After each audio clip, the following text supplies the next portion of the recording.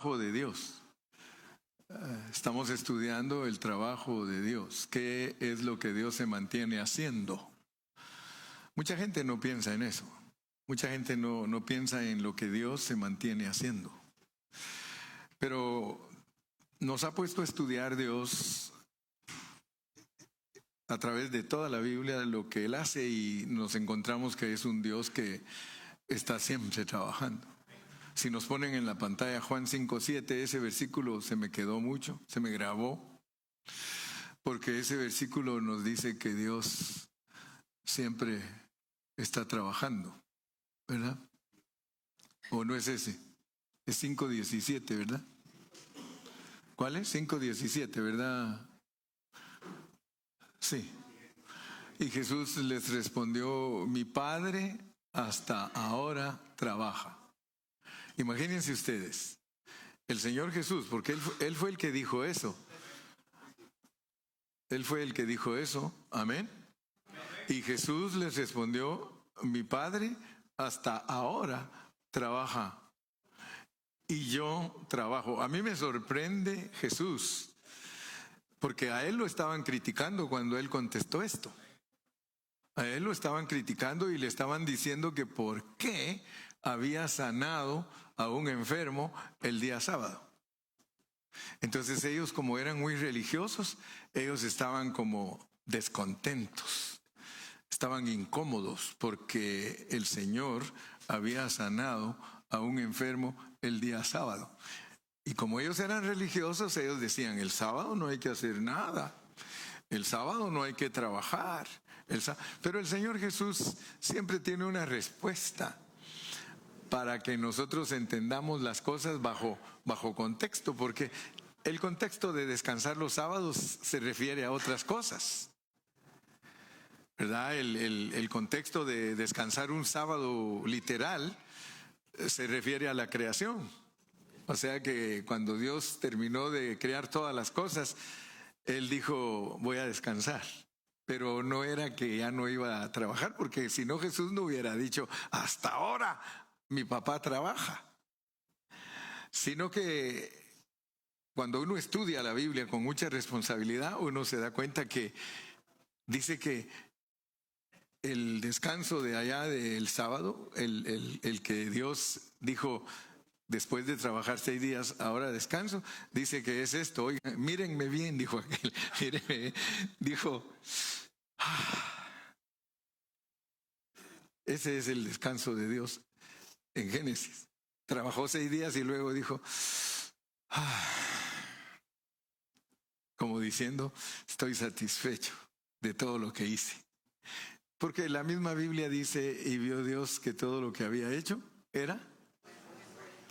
Entonces, noten pues que el hombre siempre usa la palabra de Dios para interpretarla a su manera y decir lo que él quiere en vez de decir lo que Dios quiere que se diga.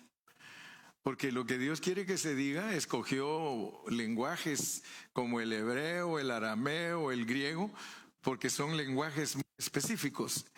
Si Dios hubiera querido que todo este rollo empezara en México, México hubiera escogido. Y de México saldría todo el evangelio y sería bien presentado, porque ¡ajúa!, dirían todos todo el tiempo, ¿verdad? Pero Dios escogió allá el Medio Oriente. Dios escogió una nación chiquitita, pero es el centro de todo el mundo. Y a esa nación que escogió, a esa nación la instruyó en su palabra.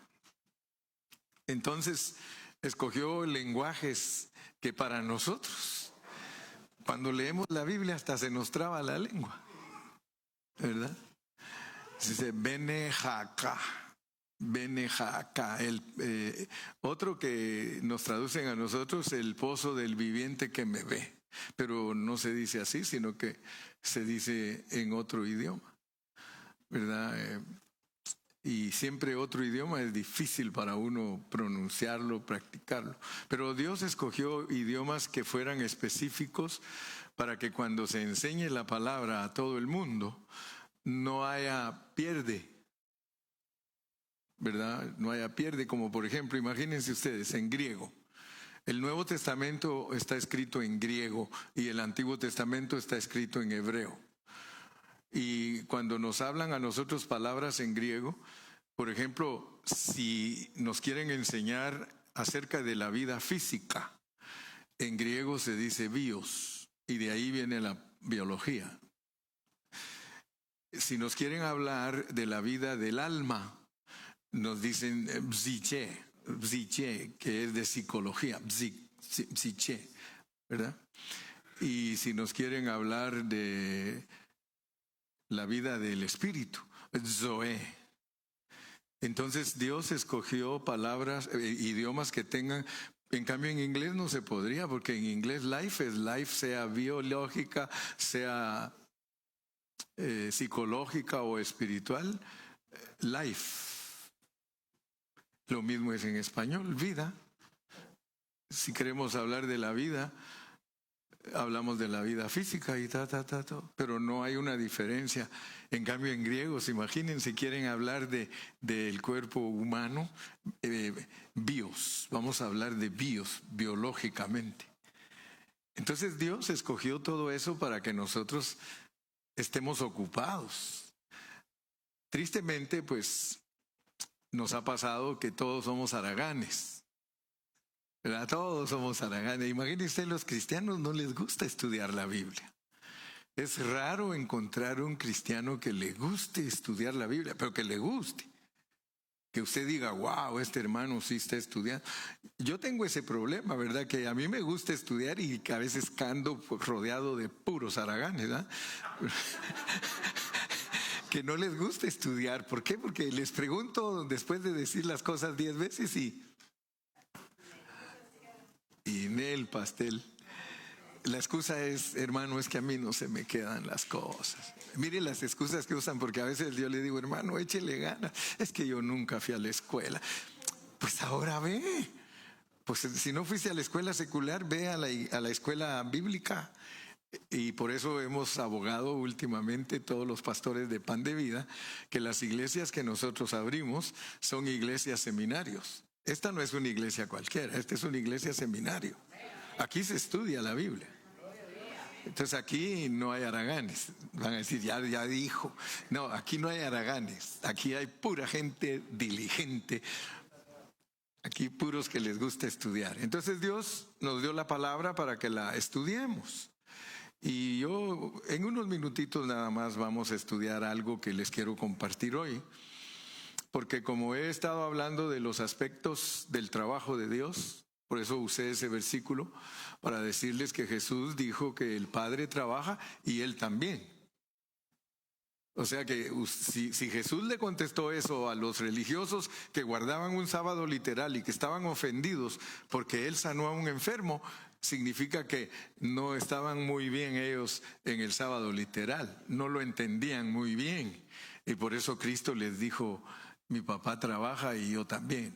¿Cómo está eso que ustedes no quieren trabajar? Especialmente, fíjense, la crítica porque había sanado a un enfermo, lo cual nos hace entender que la religión, cuando alguien es religioso, no le importa si alguien está enfermo, no le importa si alguien se está muriendo, porque es religioso.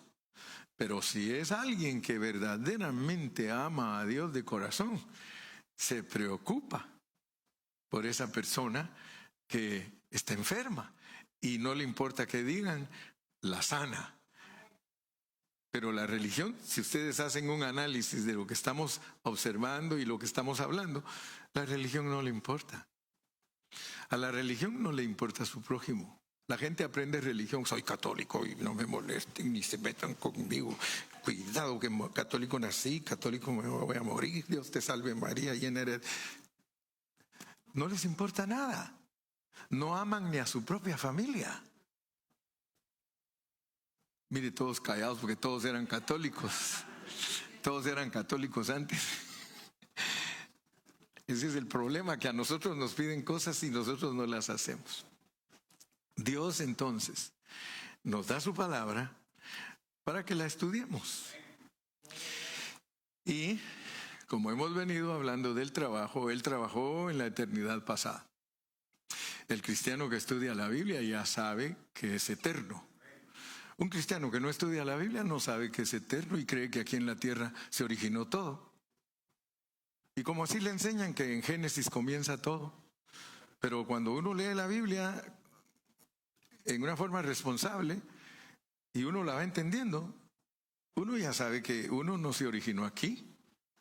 Usted es un espíritu que viene, usted viene de un lugar.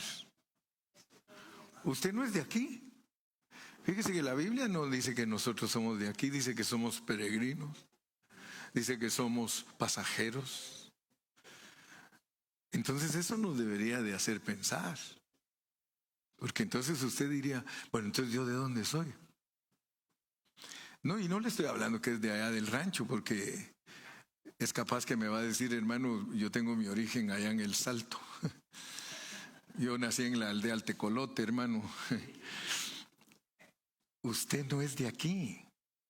Usted es una persona que Dios puso aquí con un cuerpo y sangre, carne y sangre, pero usted es espíritu. Usted es espíritu, solamente que está detenido en un cuerpo, pero usted es espíritu. La realidad suya no es ese cuerpo hermoso que Dios le ha dado. La realidad suya es lo que está dentro de usted. Amén. Entonces, Dios a nosotros nos da este libro para que lo estudiemos y que vayamos averiguando por dónde vamos, para no quedarnos atrás, sino saber por dónde vamos. Entonces Dios trabajó en el Antiguo Testamento también, no solo en la eternidad, sino que en el Antiguo Testamento, y ahora está trabajando en el Nuevo. Y cuando ya nosotros no estemos aquí y Dios establezca su reino en esta tierra, porque esta tierra va a gozar de un reino que Dios va a establecer, en donde reine la justicia y la paz, no como ahorita que estamos gobernados por ángeles caídos, porque ahorita, de acuerdo al plan, a nosotros nos gobiernan ángeles caídos, y por eso es que somos como somos. Tenemos una influencia negativa sobre nosotros. Pero cuando ya esto se acabe, entonces Dios va a establecer un reino de paz, un reino glorioso, un reino donde dice que hasta los 100 años va a entrar otra vez el pecado, a los 100 años.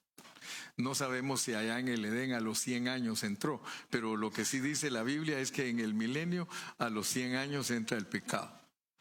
Y que todos los que existan aquí en la tierra cuando Cristo establezca su reino van a vivir igual que los hombres del pasado, van a tener los días de los árboles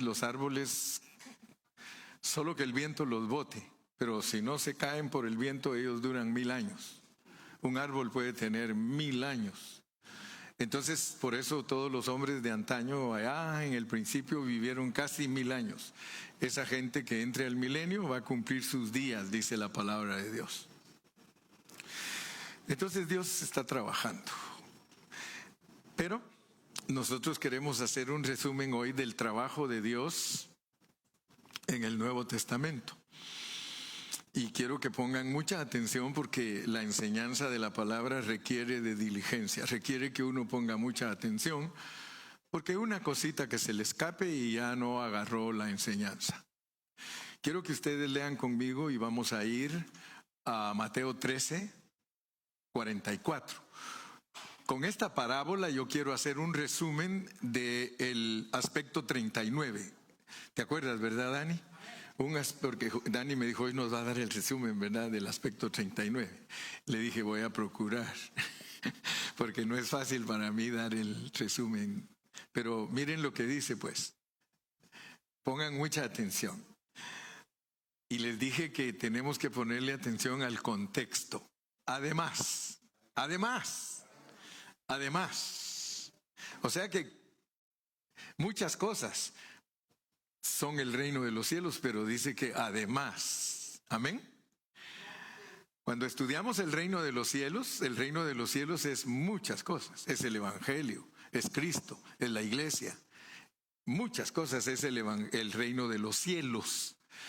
Pero aquí nos dice además, como quien dice esto más. El reino de los cielos es semejante a un tesoro. Oigan eso, pues. El reino de los cielos es semejante a un tesoro. ¿A qué es semejante el reino de los cielos? Un tesoro. A un tesoro. O sea que cuando hablamos del reino de los cielos, nosotros tenemos que saber que es un tesoro. Escondido en un campo. De acuerdo a la Biblia, ¿qué es el campo? El mundo, la tierra. Oigan bien, pues, la tierra para Dios es el campo. Y Él dice que aquí en la tierra hay un tesoro escondido. Ahora dice que hay un hombre que lo halló. Tiene que ser Cristo. Tiene que ser Cristo. Él lo encontró. Fíjese, Él vino a este mundo y en esta tierra encontró un tesoro que dice la Biblia que se llama reino de los cielos. Y ese tesoro, dice, cuando Él lo encontró, lo escondió de nuevo. Amén. Estoy leyendo. ¿Están leyendo conmigo? Lo escondió de nuevo. O sea que Él, y dice, y gozoso por ello, o sea que Él cavó y encontró un tesoro, y gozoso por ello, dijo, voy a ir a vender todo lo que tengo porque quiero comprar este campo. Miren, estas son parábolas. Esta es la forma en que Dios nos revela a nosotros lo que Él está haciendo. Pero si usted solo lee la Biblia por leerla, usted tiene que saber entonces qué es el reino de los cielos. Luego entender que además de lo que ya le enseñaron, ahorita le enseñan otro, que es un tesoro escondido, y que es un tesoro escondido en la tierra, y que lo encontró Jesucristo, porque ahí Jesucristo tiene que ser el hombre que gozoso se fue a vender todo, vendió su vida en la cruz del Calvario. Ay, qué lindo es estudiar la Biblia con entendimiento.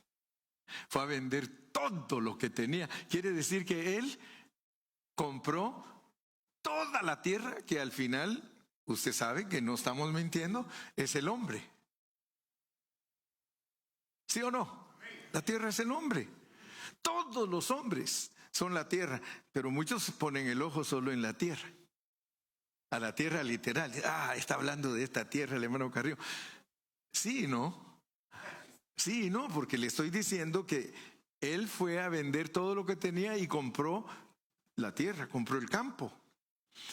Entonces, cuando usted estudia la Biblia, usted encuentra que Cristo murió por todos los hombres, por todos. Pero cuando estudia otro contexto, usted encuentra que no todos los hombres se salvan. Pero Él murió por todos.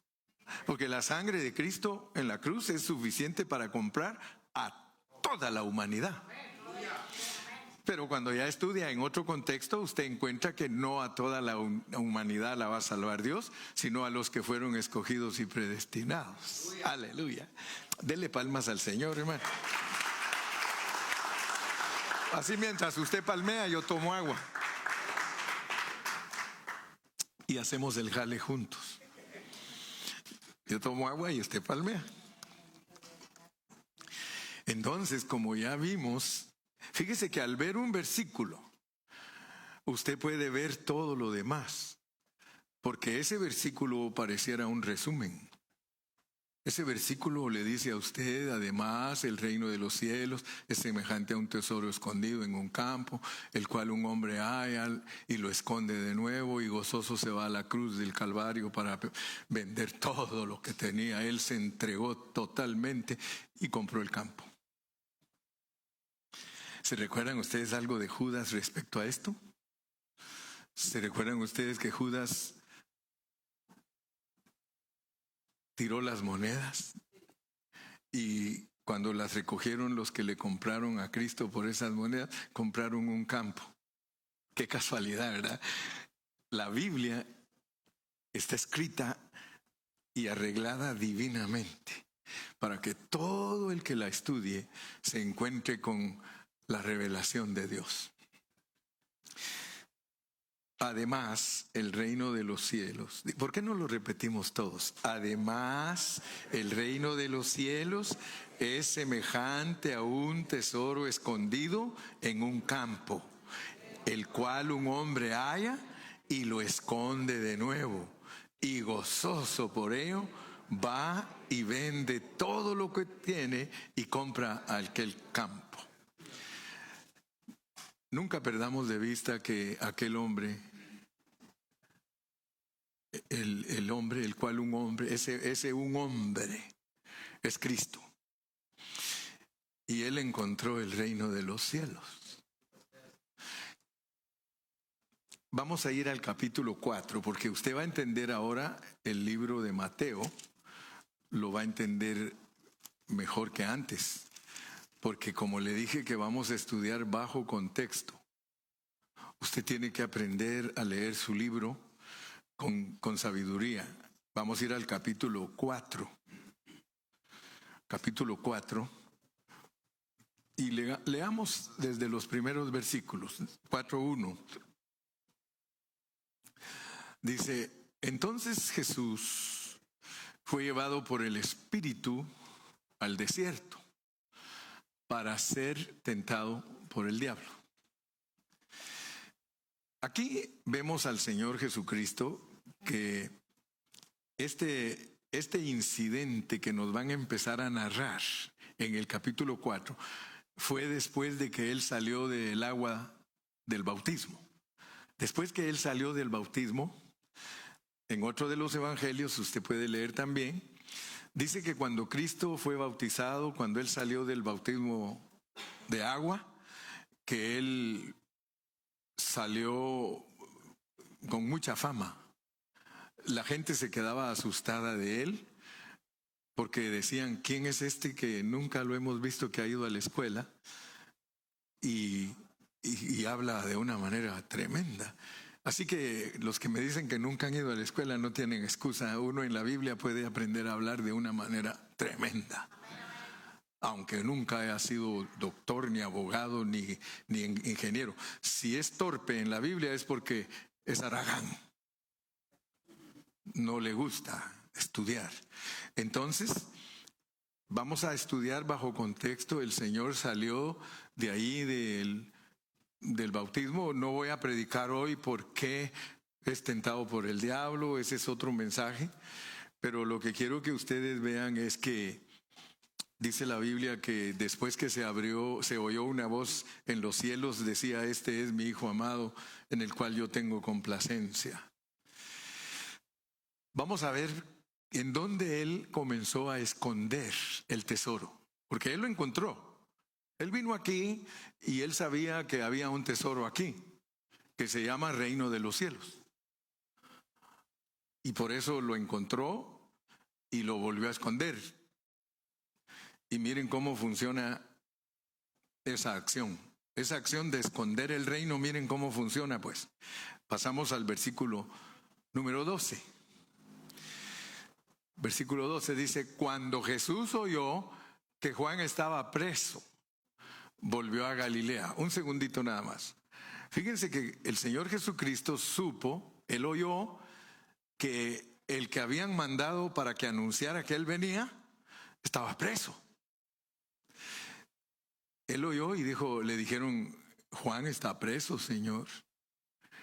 Y el Señor sabía que Juan venía anunciando que Él venía atrás. Entonces, cuando le dicen que el que está anunciando que Él viene atrás está preso, dice, cuando Jesús oyó que Juan estaba preso, volvió a Galilea. Miren cómo está arreglada la Biblia, porque esto está arreglado para que el plan de Dios encaje con todo el panorama bíblico.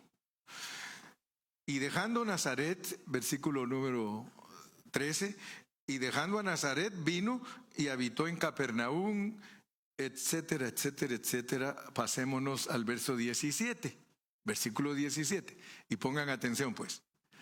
Desde entonces comenzó a predicar y a decir, arrepentíos, porque el reino de los cielos se ha acercado. Fíjese pues, Él ya sabe dónde está el tesoro. Él lo tiene ahí escondido. Y él dice, y ahora tienen preso a mi predicador que les está hablando de eso que tengo yo ahí escondido. Porque Juan decía, arrepentíos, porque el reino de los cielos se ha acercado. Ahí está escondidito, ahí lo tengo. ¿Amén o no amén? Arrepiéntanse todos, a los judíos. Andaba diciéndoles primero Juan el Bautista, porque a Juan de alguna manera le haber dicho, mira, el tesoro primero lo vas a anunciar tú. Yo después voy a hablar de él, pero escondido. Pero quiero que veas que después que salgo de mi bautismo, me voy de regreso a Galilea. Galilea es tipo de la gente mundana. Los galileos son mundanos. Fíjese cómo Dios, hablándole a los judíos y con el ojo en México. Hablándole a los judíos y con el ojo a los salvadoreños. Hablándole a los judíos y con los ojos puestos en los guatemaltecos. A mí una vez me dijeron guatemaltequito, sangroncito, así me dijeron. Pero mi Cristo no me mira así. Mi Cristo me mira a mí con tanto amor. Y a ti también. Desde entonces comenzó Jesús a predicar y a decir arrepentido. Fíjense que se fue a los gentiles el mensaje, porque él se fue a Galilea. Y por eso decían, ¿y de Galilea qué bueno puede salir? Hermano, a los ojos del mundo, y especialmente a los ojos de los judíos, nosotros los gentiles somos perros. No se vaya a ofender.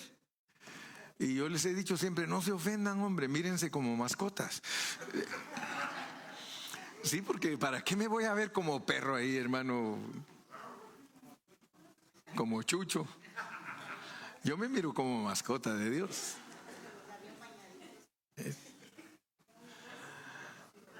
Pero ya ve que los judíos, rechazando a los gentiles totalmente, perros. Pero el Señor Jesús, teniendo preso a su precursor, porque así se llama, precursor es el que va siempre delante de nosotros. Su precursor preso, el que le estaba ayudando a decirles a todos, arrepentíos, porque el reino de los cielos se ha acercado. Ahora se lo meten preso. Pero mire cómo dice, desde entonces comenzó Jesús a predicar y a decir lo mismo que decía Juan, porque el reino de los cielos se ha acercado. Si seguimos leyendo, versículo 18, porque yo quiero que usted vea que desde aquí hasta el capítulo 12 y versículo 23, él habla de que se arrepienta la gente porque el reino de los cielos se ha acercado. Pero por favor pónganme atención, porque muchos son cristianos y todavía no han entendido de qué se tienen que arrepentir. Estudiando la Biblia bajo su contexto, a los que vinieron a predicarles que se arrepintieran porque el reino de los cielos se ha acercado, no eran gente ni ladrones, ni asesinos, ni violentos, nada de eso. Eran gente que estaba bien metida en la religión. Oigan, porque es posible que nosotros nos prediquen y no sabemos de qué nos tenemos que arrepentir. Cuando Cristo envió a Juan el Bautista a decirles que se arrepintieran, y de esto es que se tienen que arrepentir todos los religiosos, comenzando con los católicos. No se oye, padre. Sí, algunos se ofenden, pero el católico que no se arrepiente de su religión, porque su religión es diabólica, le están engañando que haga esto, que haga aquello, pero por inspiración del diablo le mezclan levadura en su masa. Porque le enseñan que es Cristo, pero que la Virgen también, cuando la Biblia no enseña eso. ¿De qué se tenían que arrepentir los judíos? Del judaísmo. ¿De qué se tienen que arrepentir todos los religiosos de todo el mundo? De su religión que los deja ciegos, no los deja ver el tesoro. El tesoro está escondido. El tesoro no está a la vista. El tesoro, Él pagó un precio en la cruz del Calvario y lo dejó escondido. Porque si seguimos leyendo el pasaje, vamos a darnos cuenta de algo. Él esconde, y cuando dice la Biblia que gozoso vende todo lo que tiene, usted tiene que saber que Cristo fue a la cruz gozosamente. Cristo no vaya a creer usted que a la fuerza lo llevaban. No, no me lleven a la cruz. ¿Por qué cuando Pedro dijo que no fuera, le dijo, apártate de mí, Satanás? Yo voy a morir porque yo voy a comprar el campo. Yo voy a pagar el precio. El campo es mío. Los salmos lo dicen, de Jehová es la tierra y su plenitud y el mundo y los que en él habitan. Así que el mero dueño de todo es Dios. Amén. Gozoso fue a la cruz, pero él escondió. Gozoso fue para vender todo lo que él tenía y así comprar el campo. Ahora, noten ustedes pues que comprar el campo es redimir toda la tierra. Él ha redimido toda la tierra. Cristo primero encuentra el tesoro y cuando él vino la primera vez, él vino y encontró el tesoro y le vino a ministrar a las personas declarándoles, arrepentíos, porque el reino de los cielos se ha acercado. Cuando los judíos lo rechazaron, él dijo, me voy con los gentiles. Fíjese que muchos no han visto que Cristo se fue con los gentiles. Y en los gentiles él se gozó mucho porque encontró gente de fe. Amén. Encontró gente de fe. Aquí está, mire, todo este auditorio está lleno de gente de fe. Él nos trató, nos arregló, hizo todo lo que tenía que hacer para que usted ahora sea una persona de fe. Gracias a Dios que somos gente de fe. Y como él había alcanzado su máxima fama y había alcanzado un lugar de honor entre toda la gente, cuando vio que todos los religiosos lo rechazaron, él empezó a hablar del reino, pero note que empezó a hablar del reino en una forma escondida. Al grado que hoy mismo muchos cristianos ignoran muchas riquezas espirituales porque es un tesoro escondido. Entonces le pedimos a Dios, usted órele a Dios y dígale, Señor, tengo hambre. When you come here, ask God and tell him, I'm hungry of your word. If you don't reveal me your word, I'm going to continue being a hungry person. Please, Lord, open the Bible, open the book for me, Lord. I want to know you. Si usted no le dice a Dios así, hermano, Dios dice, no, este pobrecito, comenzando que cada vez que viene a la reunión se duerme. Este pobrecito viene con tanto sueño. Desde ese tiempo en adelante, él les escondió el tesoro a los judíos. Y fue cuando se fue a comprar a la cruz por medio de su muerte, no solo el tesoro, sino también el campo. Noten eso pues. Noten que él no solo pagó el precio por el tesoro, si ahí estaba el tesoro, sino que él también compró toda la tierra, porque él sabía que allí en esa tierra estaba escondido el tesoro. Pero asustémonos porque vamos a ver quién es ese tesoro. Ese tesoro muchos no toman en cuenta a los judíos, pero también murió por los judíos.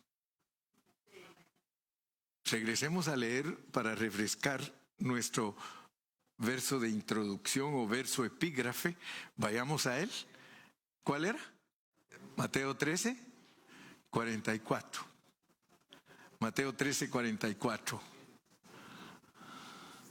Además, el reino de los cielos es semejante a un tesoro escondido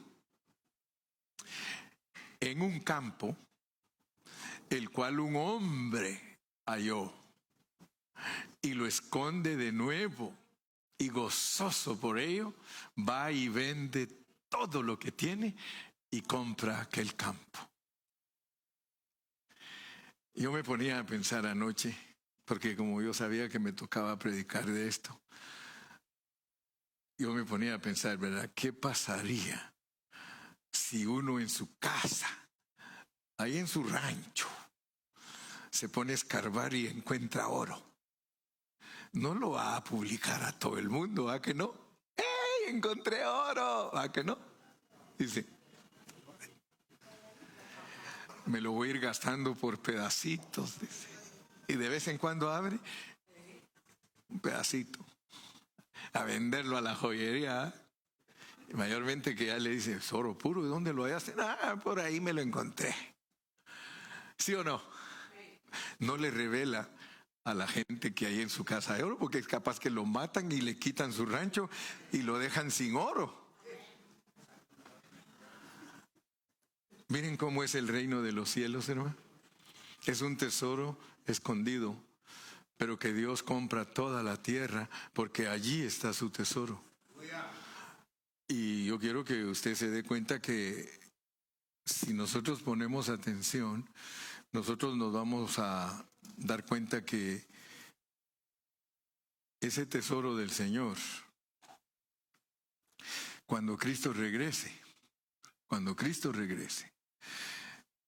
Él va a levantar a la iglesia, porque la iglesia es su tesoro. Pero resulta que ese tesoro no solamente tiene a la iglesia, porque dice la Biblia que de Israel y de los gentiles, Dios hizo un pueblo. Que de los dos pueblos hizo uno, derribó la pared intermedia, etcétera, etcétera. Ahora, ya casi termino, no se me vayan a impacientar. Solo denme 2-3 minutos más y no estoy mintiendo. Sí, porque hoy me enseñaron una, dice, mire pastor, dice, me acordé de usted, dice, una de mis ovejas, me acordé de usted, mire, un chuchito con los ojos bien abiertos, que dice, mentir es pecado. Dice, miren al pastor enseñando que mentir es pecado, y yo lo he oído como 3 veces que dice que ya va a terminar y no termina.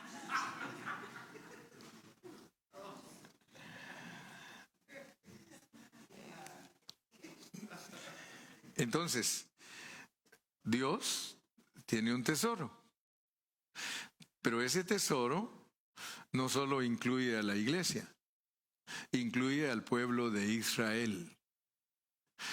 Mucha gente que está mal enseñada no saben quién es Israel de Medio Oriente, no saben.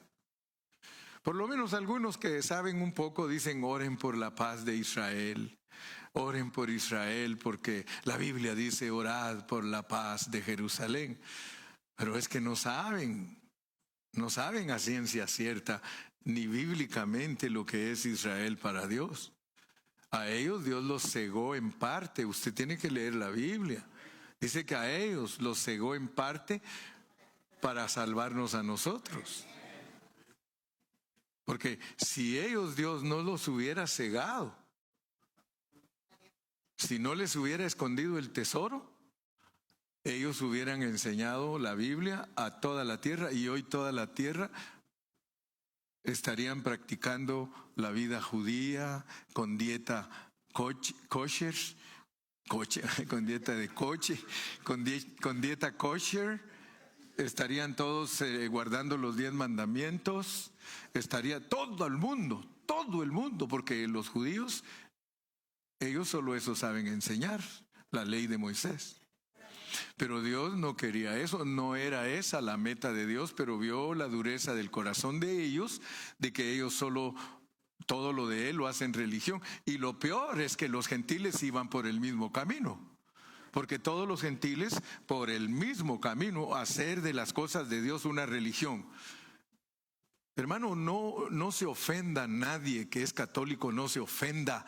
Mejor pídale a Dios que le abra sus ojos y que mire la realidad. La Iglesia Católica no dejó estudiar la Biblia por 1000 años. 1000 años. Por eso la gente no sabe nada de Dios. Cerrar la Biblia para que no la lea ninguno y decirle, si la lee se va a volver loco. Si la lee se va a endemoniar. Aquí los únicos que saben cómo interpretarla es el Papa y todos sus secuaces. Pero ¿qué pasa con los religiosos? Se ofenden cuando les predican la verdad. Por eso yo le digo, no te ofendas si eres católico, no te ofendas, renuncia a tu religión, arrepiéntete de esa religión, que esa religión te va a llevar al infierno. Ay, si me oyeran los dueños de aquí.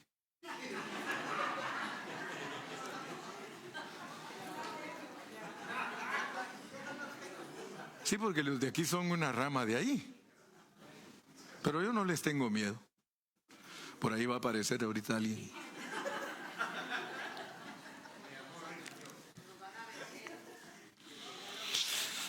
No, hermanos, no tenemos que tener miedo de predicar la verdad.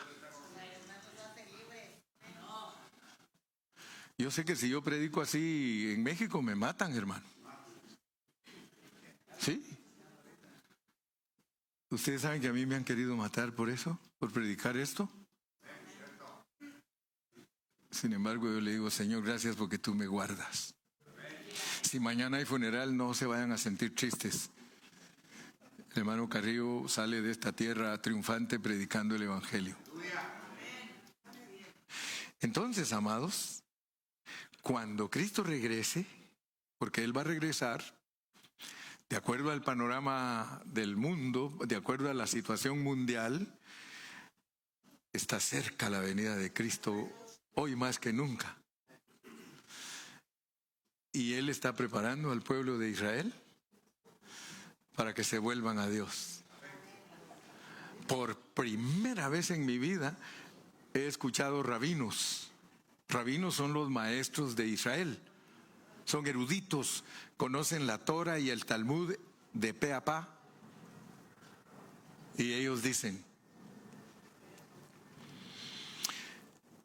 yo no, mire, el rabino habló y dijo, yo soy un rabino ultra ortodoxo, más que ortodoxo, ultra ortodoxo. Yo no soy cristiano, dijo. Yo no soy cristiano. Pero quiero decirles una cosa, dijo. Que nosotros los judíos somos iguales que todos los cristianos. Nosotros, usted sabe de nosotros y en nosotros hay ortodoxos, ultraortodoxos y un montón de nombres que ni me los aprendo, pero yo sé que infinidad de grupos hay en los judíos y ellos dicen, y los gentiles son iguales. Los cristianos son iguales, dice, hay católicos, hay pentecostales, hay bautistas, hay presbiterianos, todos estamos desunidos. Tenemos que entender eso. Por eso la religión no es buena, porque nos desune. Si la religión fuera buena, nos uniría. Pero toda religión desune. Tú le dices a un católico que tú eres evangélico, sáquese, quítese. Gloria a Dios por los católicos que Dios ya está tratando con ellos, porque sus hijos vinieron a Cristo un día. Y Dios está tratando con ellos y sus hijos que siempre andan diciéndole, acepta a Cristo papá, acepta a Cristo mamá, acéptalo, sírvele, salte de esa religión. Sí, entonces dicen los judíos,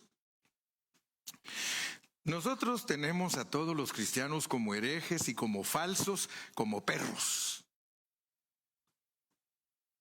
Así los tenemos porque así nos enseñan desde chiquitos.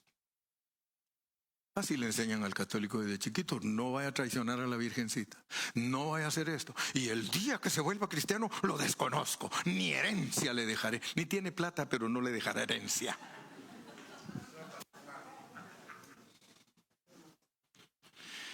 Ay, hermanos, esto está bueno. Esto está bueno. Otra hora, ¿vato? Thank you, mija, thank you. Ahora sí, a los de Ecuador querían una hora y ustedes se van a aburrir de oírme hoy. Entonces, dicen ellos, nosotros los judíos los tenemos a ellos por herejes, por falsos, por perros. Y noten algo, dijo. Noten algo. Y repetía: y no soy cristiano, pero miren lo que Dios nos está mostrando. Que ellos, todos los gentiles, desde hace 2000 años se murió Jesús. Y todos los gentiles cristianos dicen que Jesús es el Mesías. Y nosotros los tenemos por falsos. Y ellos se han mantenido consistentes por 2000 años que Jesús es el Mesías. Y nosotros, lean nuestra historia, dice. Desde que se murió Cristo, porque algunos de nosotros creíamos que Él era.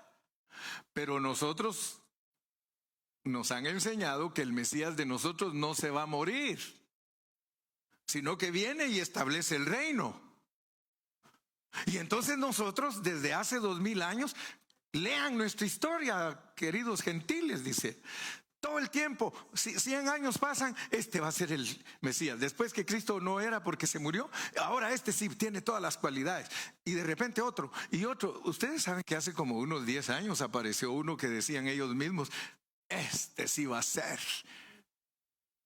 Ahora dicen ellos: miren pues por dónde va la cosa allá. Por eso Dios va a sacudir todo este continente para que la gente se vuelva a Cristo, hermano. Mire cómo va a temblar allá, porque allá es el epicentro. Allá están ahorita los eruditos, los maestros de ellos, diciéndoles: a nosotros nunca nos excomulgaron por creer en 20 Mesías. ¿Y por qué nosotros excomulgamos a todos los gentiles y ellos se han mantenido con un Mesías? Dele palmas al Señor, hermano.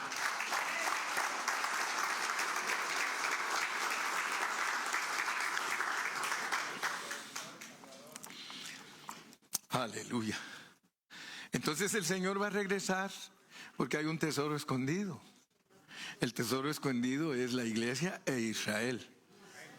Terminemos leyendo Romanos 11, 25 y 26, para si usted no está convencido con lo que está predicando el pastor. No se me duerman. Porque no quiero, hermanos, que ignoréis este misterio. Porque no quiero, hermanos, que ignoréis este misterio, para que no seáis arrogantes en cuanto a vosotros mismos, que ha acontecido a Israel endurecimiento en parte, hasta que haya entrado la plenitud de los gentiles. Allá están en parte, Dios los tiene cieguitos, no pueden ver el tesoro. Nosotros lo vemos, pero a ellos cieguitos. Y luego todo Israel será salvo. Le dije que Dios no empezó en México, sino ahí tendría que decir: y luego todo México será salvo. Pero a ningún otro país aparte de Israel le dice que cuando Cristo regrese todo el país será salvo. Y luego todo Israel será salvo, como está escrito: vendrá de Sión el libertador, que apartará de Jacob la impiedad. Entonces, cuando Cristo venga, el tesoro se va a manifestar. El tesoro es la iglesia y es Israel. Solamente la diferencia, entiéndala: la iglesia va a estar glorificada. Nosotros nos vamos de este mundo. La iglesia se va de este mundo. Cuando Cristo regrese, para eso viene a levantar a su iglesia. Nosotros, goodbye, Charlie. Desaparecemos de este panorama y entramos a la esfera espiritual para que se decida si vamos al lloro y al crujir de dientes o a reinar con Cristo en los aires. ¿Aló? ¿Y a Israel? Todos convertidos a enseñarle la palabra de Dios a todo el que Él va a permitir que entre a el reino de los cielos. El reino de los cielos es el reino de Cristo en la tierra. Ahí se cumple el Padre Nuestro. Hágase tu voluntad en la tierra como se hace en el cielo. El reino del cielo se va a establecer aquí en la tierra. Entonces Israel, en forma natural, habitará aquí. Ellos serán los maestros de todas las naciones que hayan quedado vivas y que Dios les permita entrar al reino. Ellos van a ser instruidos, ahora sí, por Israel. ¿Qué clase de instrucción le van a dar? Ley y gracia. Ley y gracia. Mientras que ahorita nosotros no estamos bajo la ley, estamos bajo la gracia. Pero en el milenio se predica ley y gracia. ¿Cuántos pueden decir gloria a Dios? Vénganse mis músicos queridos, vamos a cantar un coro para finalizar. Es que sí, vamos a cantar un coro porque vamos a tomar la cena, ¿verdad?